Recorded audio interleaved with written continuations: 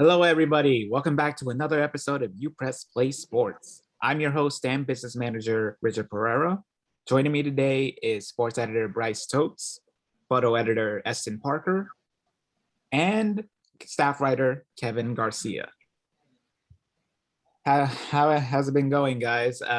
What a great weekend that FU had here today. Wasn't a bad weekend for FAU sports. I mean, we've seen worse. Yeah, that's true. Well, not ideal, but there's definitely some positives to be had. And we'll start off with that today. For starting off with men's basketball, they kicked off last week. They finished last week with a 3-game winning streak. On Monday, they took down Charlotte 96-67 and had 2 great wins against Western Kentucky and Marshall, where while they were close and competitive, FU edged out as the better team. So how do you guys evaluate the men's recent performances at home from last week? I think the men are starting to find a little more consistency at home. They're starting to gain some confidence. They're just struggling on the road a little bit, but the home crowd is really helping them. Mm-hmm. I agree. And if they can win, like Bryce mentioned, if they can start to win some of their away games and, maybe keep up, spread the shooting out like they've been doing consistently, like they did this past week, I think that'll give them a much better shot in their away games. Yeah, the offensive attack has been balanced and complete. They had five players in double digits against Marshall and against Western Kentucky, so that's always impressive. Elijah Martin's hitting another stride too. He's had his 7th and 8th game with double figures this past week, so it's been a sight to see. Yeah, seeing the men's balanced offense these past couple of games has definitely been great to watch, as they are really on a roll. They're leading their division in the East of Conference USA. So it's pretty clear that they are hitting their strides and just really executing the plays that they've been trying to do earlier in the season, but now they're doing it much more efficiently, and now they're much more stronger as a result. So hopefully they can keep that up. This week on Thursday and Saturday, they will be in Texas. On Thursday, they'll take on UTEP, and on Saturday, they'll take on UTSA. So 2 crucial games in Texas that they should be able to win, or at least one of them anyway. But as if they can grab a few more wins on the road, that'll definitely help them make their case to being a strong contender in the conference tournament. And moving on to the women's basketball, unfortunately, while this week the men's had 3 wins, the women's had 3 losses, as the women's failed to score over 50 points the past 3 games to Old Dominion, Western Kentucky, and Marshall on the road, all of them on the road, really. And their losing streak continues to get worse. They haven't won a game at all in conference play, as they are currently at an 8-game losing streak. So, guys, what does the women's have to do? And I know what's the obvious answer, and it's the offense. Yeah. But how should they tweak it as such? Yeah, the offense is the point of interest. The defense, I think they've been solid, not great, but they've been okay on the defensive end. But I think the offense needs to step up, especially in that game against Marshall, where there was just stretches, like 3-4 minute stretches where they couldn't score. I think it comes down to just drawing up the right plays, trying to get open shots or easy layups or get to the free throw line. You need to do something, like find some consistency and find like a strong point in their offensive attack. With the women's team, I know they're hurting without their leading scorer, Amber Gaston, but everyone's got to step up, and get a couple points here or there extra and, fill that role as one instead of one person trying to do it all by themselves. And going off of you, Bryce, like without Amber Gaston, they're getting just hammered on the inside. I mean, it's been really tough for them to cover the paint. But hopefully Gaston comes back sooner rather than later. But uh, last I talked to one of y'all, we don't really have an exact timetable as to when she should be back. Yeah, and it's been very tough for the women's to really find their stride on offense and to get into rhythm as the season goes forward, especially in conference play. Like the men's, the women's will face UTEP and UTSA. Only difference is these two games are at home at FAU Arena. So our fans go to the games, cheer on your Owls in hopes that they snap the losing streak at last. Definitely. Like one of these games they could definitely take. But the first thing is to get that offense together and get things moving before it gets much worse from here on out. And that will finish our topic on FU sports and to the national sports. Last weekend, the NFL pretty much had basically one of the best divisional rounds in basically history since we've been alive. Like all 4 games were decided by 6 points or less, or required a game-winning field goal, or just absolute great defense. So, guys, which was your favorite game from this round?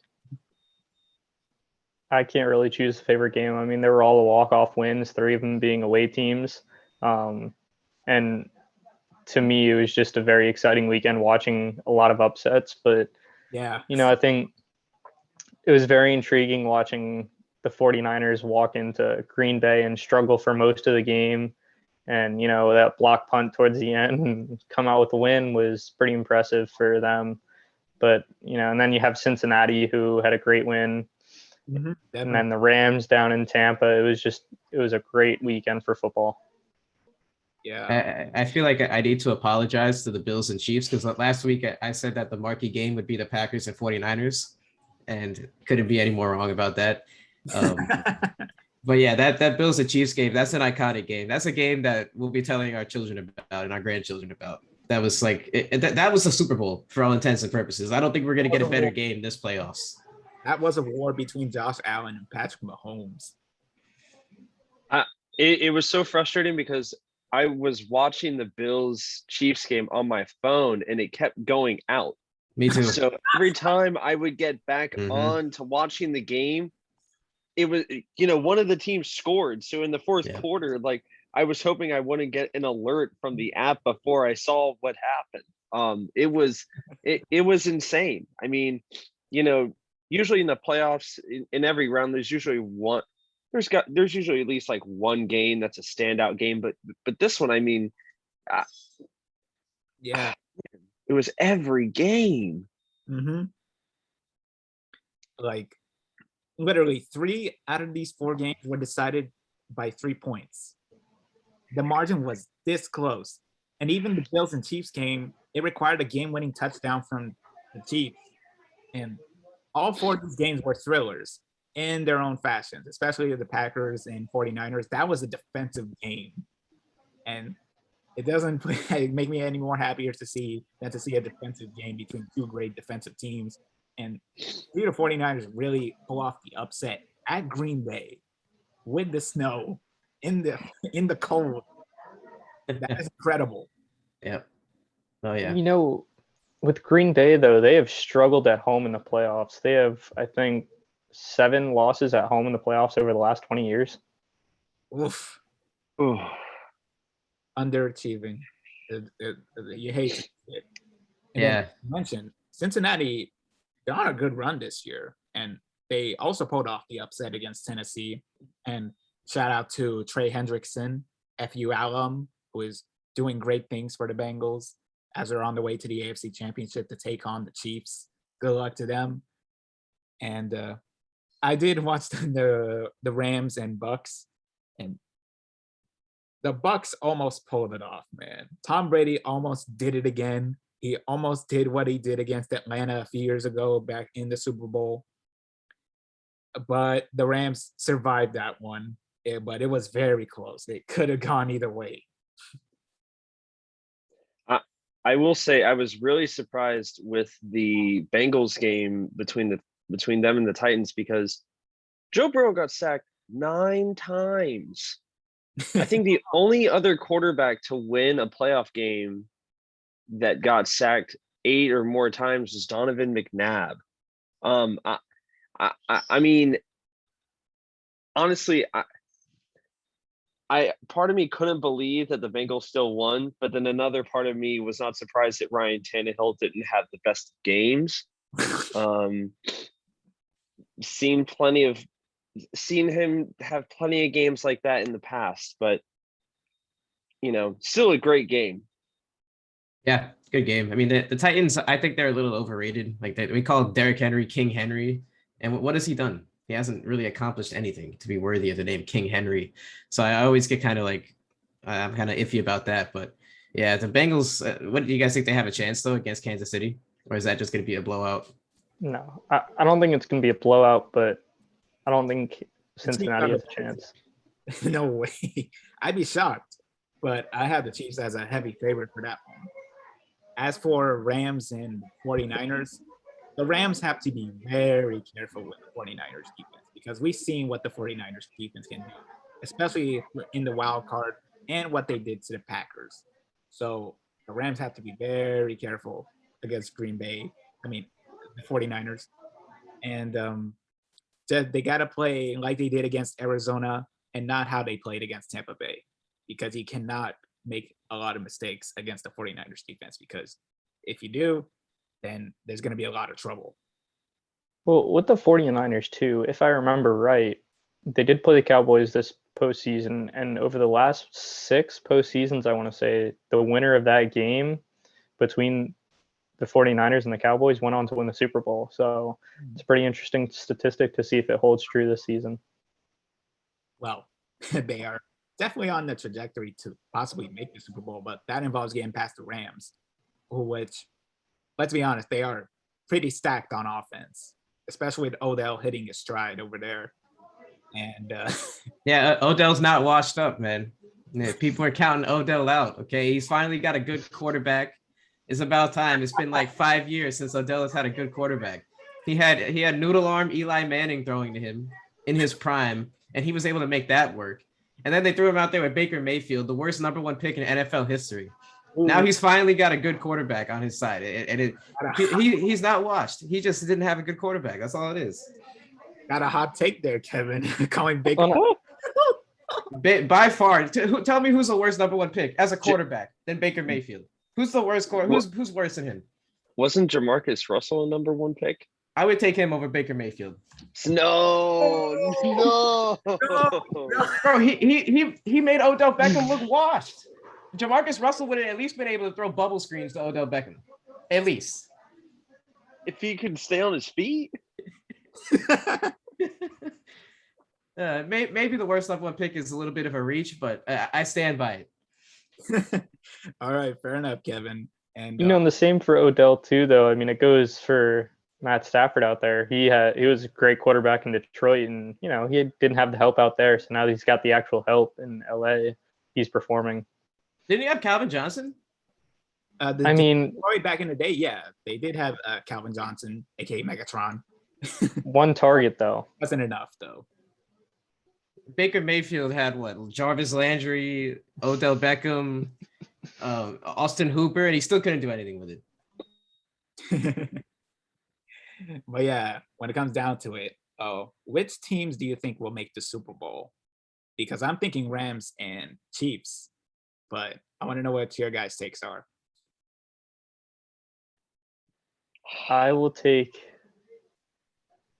the Chiefs definitely, but I think I'm going to go with the 49ers over the Rams. Me too. I got the 49ers and Chiefs. Ooh. Yeah. A Super Bowl rematch? I could see that happening, especially because the 49ers were able to limit Aaron Rodgers in the playoffs. And they've shown that they can, it doesn't really matter where it's at, no matter the conditions. I wouldn't go against the 49ers in the game against the Rams. It's going to be a home game for them too. Yeah, I'm thinking Rams and Chiefs, but Chiefs and 49ers, a possible Super Bowl rematch. Yeah, got to keep an eye on those two matchups in particular because those are most likely to happen. Did you guys see that the Rams, like, they're trying to limit 49ers fans from buying tickets to the game? Like, that's crazy. Because they're afraid. Yeah, they don't want it to be a home game in their own state, a home game for the Niners in their own stadium. It is in California, so of course they're pretty close to one another, which will be which does come with the price. And moving on from the NFL, we do have the NBA. There were some great games the past couple of days. Miami, they're back at full strength and they're currently at top of the conference. They just got Bam back. Jimmy's is healthy again. And while they don't have Tyler Hero for the moment, they're still hitting their stride. They just beat the Lakers recently. And again, they are top of the conference. So what do you have to say about the changes in the East as Chicago starts going down a bit because of injuries, especially Lonzo and Alex Caruso? Man, now's the time for the Heat to keep rolling. Like you mentioned, Richard, with the injuries going on in Chicago, not to mention KD being out for a period of time in Brooklyn. This is the time for the Heat to keep getting momentum and, load up for the playoffs. They're a really exciting team, and they continue to just be scrappy. Even in moments where it looks like they might be slumping. Because I know against the Lakers the other night, it looked like they might kind of, lose their grip on the game, but they held on. And I think Jimmy he now owns a record that LeBron previously owned as a member of the Heat. I forget which record which record it was, but I remember seeing something about it on somewhere on social media. But in terms of the East, I will say very close. It's very close. Like the top four teams, they're one game. The fourth place team, which is Milwaukee, they're only one game behind the first spot. So it's the margin's that close. And somehow Cleveland is only a game and a half behind. They're resilient. They really prove themselves as a good team. They really do. Would not have guessed that. Yeah, me neither. Me neither. Sure. Yeah, they're the surprise of the NBA season so far. And it's a big man lineup that they're doing, which is even crazy. Yeah. Oh, yeah. And now there's news that came out this morning that James Harden wants to leave Brooklyn. It's just, I think the Brooklyn Nets, they're in shambles right now. No KD. Kyrie is playing like half the games. They got a tank just so they can have Kyrie in 4 playoff games versus 3 if they have home court advantage. It's a bit of a mess out there. I wouldn't necessarily say tank because they can still win games with Kyrie or not. But if they want him to be available for 4 games in the playoffs versus 3, they need to give up that home court advantage. And not to mention the Nets' road record right now is significantly better than their home record. Yeah, they're only 12-11 at home compared to 17-6 on the road. So, Kevin, to your point, it might actually, this might be one of the few times where it really is. It could be in the best interest of the Nets to not have that home court advantage. Yeah, absolutely. And unless the Nets just want to pay the fine, if that's even true, if those reports are true, all they have to pay is like $5,000 per game or something, and Kyrie can play. So I don't know, but they should do that. But yeah, it's interesting too, because the Hornets are only 4 games back from the top seed too. So it speaks to how strong the East is this year, and just it's a parallel from what it used to be. It was like growing up, the West was always the power conference, and now the East seems to be that powerhouse. I think that pretty much proves to be a benefit of the playing spots because it actually promotes a little more competition. Sure, they are playing spots, and it doesn't guarantee you a spot in the actual playoffs, but it does promote more competition, and we're seeing that with the Eastern Conference right now. Like you have 9 teams over with a 500 record or above, and the 10th place team, which is the Wizards, and they fell back down to earth after being in the top of the East for a while at the start of the season. So seeing them fall back down to earth, that was the expectation I had for them this season. But other than that, the East has been very competitive, and it's great to see. And then you look at the West. Well, the Suns they're just dominating. They're on a 7-game winning streak. They're like the distance between them and the Warriors, who are second at the moment, is 3.5 games. So the Suns are pretty strong, even without DeAndre Ayton for the moment. Yeah, I mean they were on like a 9-game winning streak or something like that at one point. Or no, they're on a 7-game win streak right now. Yeah. The Warriors have been hurting without Draymond. They're really missing Draymond, and if he misses a significant amount of time, it shows his value. And yeah, they need him healthy for the playoffs, because without him, they're going to struggle. Yeah. Eston, what do you think? Well, for the Warriors, I know I didn't see the latest update for the Warriors within the last few days, but I know Steph actually, after he broke the 3-point record, he went on a pretty hefty decline. And he had like poor numbers, not just by, Steph's numbers, but like he was playing like an average NBA player, maybe below average, which, for Steph is not, it may have single-handedly taken him out of the MVP conversation, to the Suns' benefit too, because they continue to keep on rolling. And I'm just going to bring this up because before the season, I think I got a lot of criticism for it. The Lakers right now, Well, they're about to get Anthony Davis back, so maybe it helps.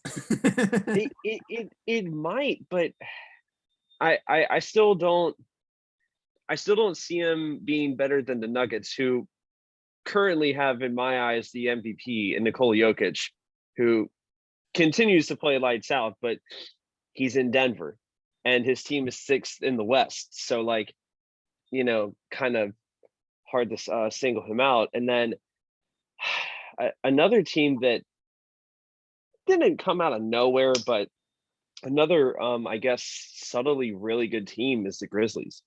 I feel like this has been a theme for maybe the last 10 or so years, where the Grizzlies quietly assemble a really high quality team, especially in the regular season. But I guess the biggest question is, how far can they truly make it? I think now with Ja Morant, they have that player that can help them ascend to the next level, unlike what they weren't able to do before he was with them. But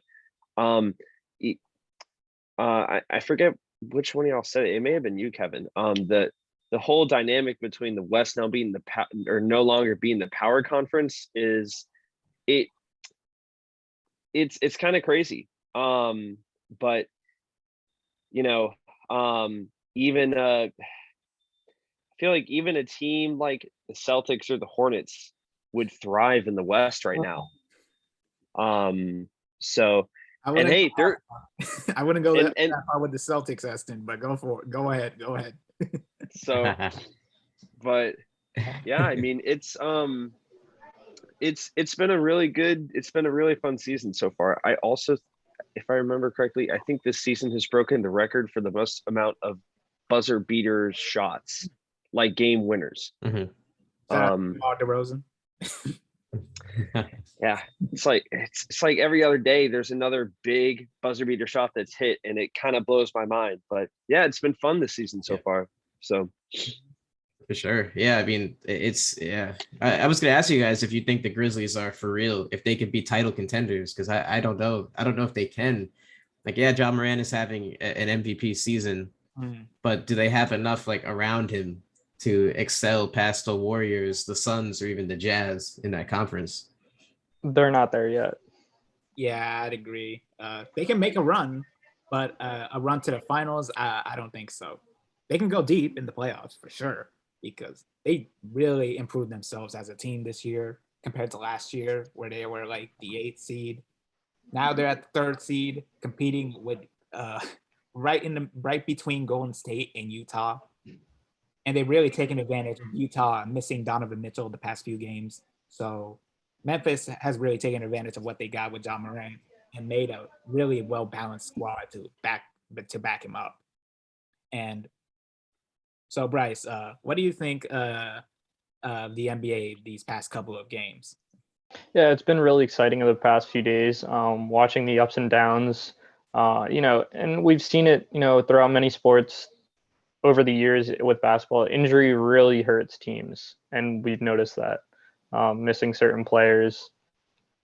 But then when you have a healthy team, you find your success when you have all your players. So, seeing those storylines, it's really exciting to watch, and, seeing everything shake up, seeing new teams come to fruition is pretty nice to watch. Yeah, definitely. And with that, that'll be it for this episode of UPressPlay Sports. Make sure to hit like and subscribe. Click the bell to keep up with notifications from us. Also, be sure to go on upressonline.com to keep up with news, sports, and more content alike. To follow us on Twitter, for me, it's at Rich26 Pereira. For Eston, it's at Eston Parker. For Bryce, it's at Bryce Totz. And for Kevin, at Kevin Gar 658. Thanks for watching, everybody, and have a great day.